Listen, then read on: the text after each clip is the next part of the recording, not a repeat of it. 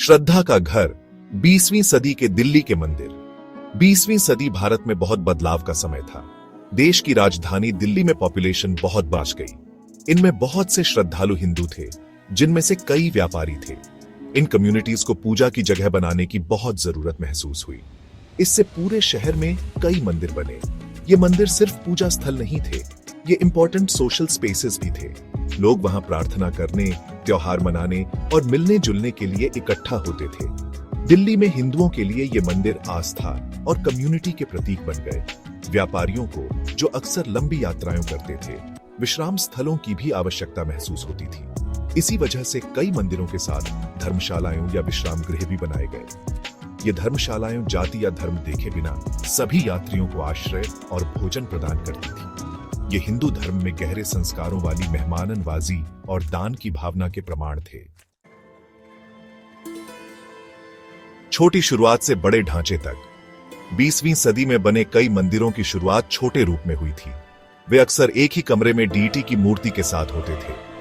हालांकि जैसे जैसे कम्युनिटी बढ़ता गया, वैसे वैसे मंदिर भी बढ़ते गए। भक्तों से दान आने लगा। इन पैसों से मंदिर परिसर का विस्तार किया गया, नए ढांचे जोड़े गए और पुराने ढांचों का रिनोवेशन किया गया। समय के साथ ये छोटे ढांचे भव्य इमारतों में बदल गए। वे आज उन्हें बनाने वाले लोगों की भक्ति और उदारता के प्रमाण के रूप में खड़े हैं। उनकी इंट्रिकेट नक्काशी, रंगीन सजावट और ऊंचे शिखर देखने लायक हैं।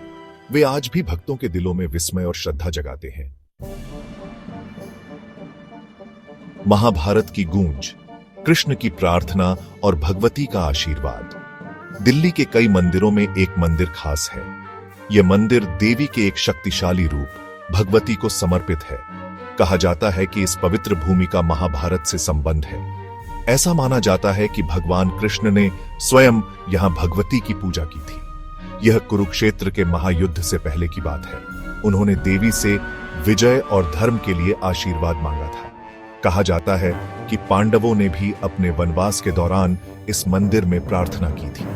उन्होंने शक्ति और मार्गदर्शन मांगा था। महाभारत के साथ जुड़ाव इस मंदिर को ऐतिहासिक और पौराणिक महत्व देता है।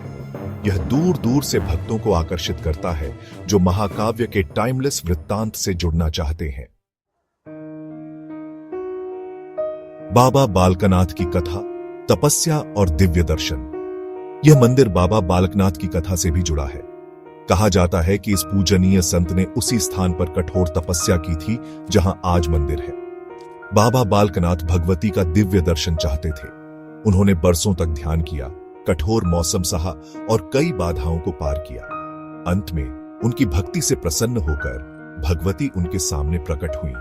उन्होंने उन्हें आशीर्वाद दिया और घोषित किया कि यह स्थान हमेशा के लिए उनका पवित्र निवास स्थान कहलाएगा। बाबा बालकनाथ की तपस्या और भगवती के प्रकट होने की कहानी आस्था और भक्ति की शक्ति का प्रमाण है। यह भक्तों के दिलों में आशा और सांत्वना जगाती रहती है और उन्हें याद दिलाती है कि सच्ची भक्ति हमेशा फल देती है।